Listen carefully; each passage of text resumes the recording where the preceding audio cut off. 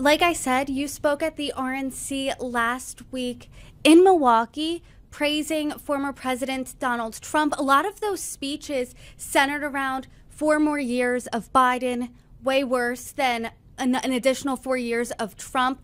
But now there is no Biden. He dropped out of the race on Sunday. So what's A, your reaction to that news? And B, how does the Republican Party's message change now that the likely nominee is Kamala Harris?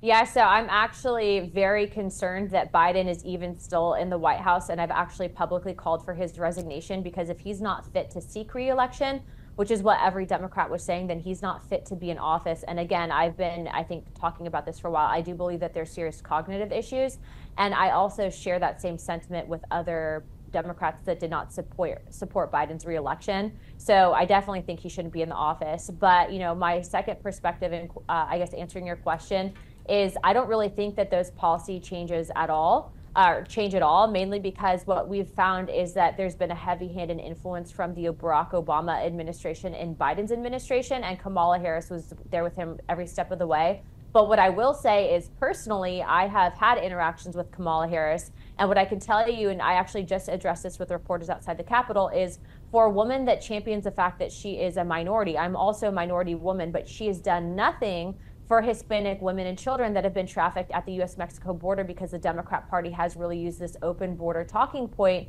in an effort to sway Hispanic American voters, which are now the largest voting minority in the country. And so, you know, their open border policies are hurting all Americans, specifically the Black communities, specifically the Hispanic communities.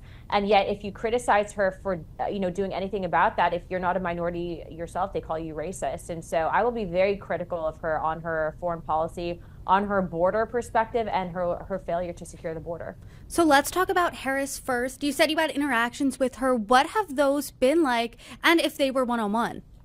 I actually had one very well-known and actually documented and filmed interaction with her where I ran into her at the airport back in, I think it was 2017 when she was, or 2016 when she was running. But what I will, or excuse me, several years ago when she was running. But the point is that she actually, I guess because I'm younger, she asked me if I wanted a selfie.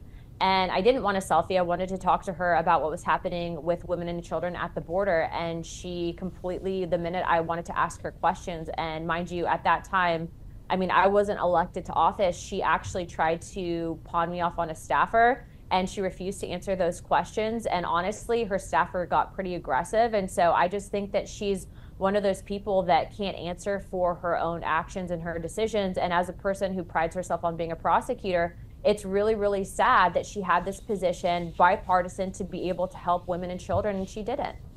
I know